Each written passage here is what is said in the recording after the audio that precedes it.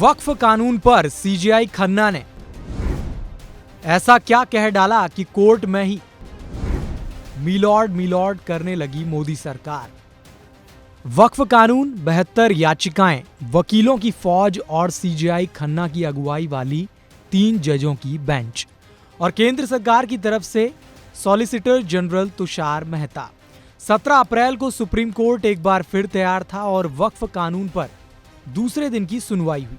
वक्फ कानून पर supreme court में सीजेआई खन्ना की बेंच ने आदेश भी जारी किया और इसकी अगली सुनवाई की तारीख 5 मई को रखी गई। सुप्रीम कोर्ट में दूसरे दिन की सुनवाई के दौरान एक वक्त ऐसा आया, केंद्र सरकार मिलॉर्ड कहती नजर आई है। सवाल यह है कि आखिर सीजेआई खन्ना की बेंच ने ऐसा क्या कहा था कि केंद्र सरकार की तरफ से पेश सॉलिसिटर जनरल तुषार मेहता को गुहार लगानी पड़ी। सवाल यह भी है कि क्या सीजेआई की बेंच ने उनकी गुहार सुनी या फिर नजरअंदाज कर दी। इस वीडियो में हम इस पर चर्चा करेंगे। गौरतलब है कि सुप्रीम कोर्ट में वक्फ कानून के खिलाफ और समर्थन में याचिकाएं दाखिल की गई थी, जिस पर 16 अप्रैल और 17 अप्रैल को सुनवाई की गई। दरअसल 17 अप्रैल को वक्फ बाय यूजर पर सुप्रीम कोर्ट में जिरह हुई। इस जिरह के बाद सीजेआई खन्ना ने अपने आदेश जारी किए। सीजेआई खन्ना का पहला आदेश था कि केंद्र सरकार वक्फ बाय यूजर पर अपना जवाब दाखिल करे, जिसके बाद केंद्र सरकार की तरफ से सुप्रीम कोर्ट में पेश हुए सॉलिसिटर जनरल तुषार मेहता ने गुहार लगाई कि मिलॉर्ड, इसके लिए मुझे 1 हफ्ते का वक्त दिया जाए। हालांकि ये मांग सुप्रीम कोर्ट से तुषार मेहता पहले भी लगा चुके हैं।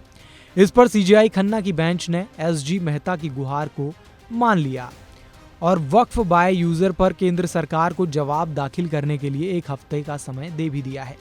1 हफ्ते का वक्त देने से पहले एसजी मेहता ने सुप्रीम कोर्ट के आश्वस्त किया कि इस 1 हफ्ते तक वक्फ कानून में केंद्र सरकार की तरफ से कोई भी दखल नहीं दी जाएगी, ना ही कोई नियुक्ति की जाएगी, ना बर्खास्तगी और ना ही वक्फ संपत्तियों से छेड़छाड़ की जाएगी।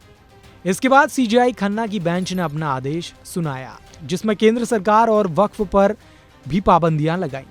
सीजेआई खन्ना ने आदेश दिया कि वक्फ पर फिलहाल सुप्रीम कोर्ट से स्टे नहीं लगाया गया है। वहीं 5 मई तक वक्फ बाय यूजर में बदलाव नहीं किया जा सकेगा।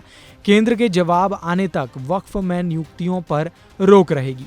साथ ही वक्फ की संपत्तियों की स्थिति जस की तस बनी रहेगी। सीजेआई खन्ना ने भी ये आदेश दिए कि 5 मई को केवल 5 आपत्तियों पर सुनवाई की जाएगी, क्योंकि 110 से 120 याचिकाएं पढ़ना आसान नहीं होगा।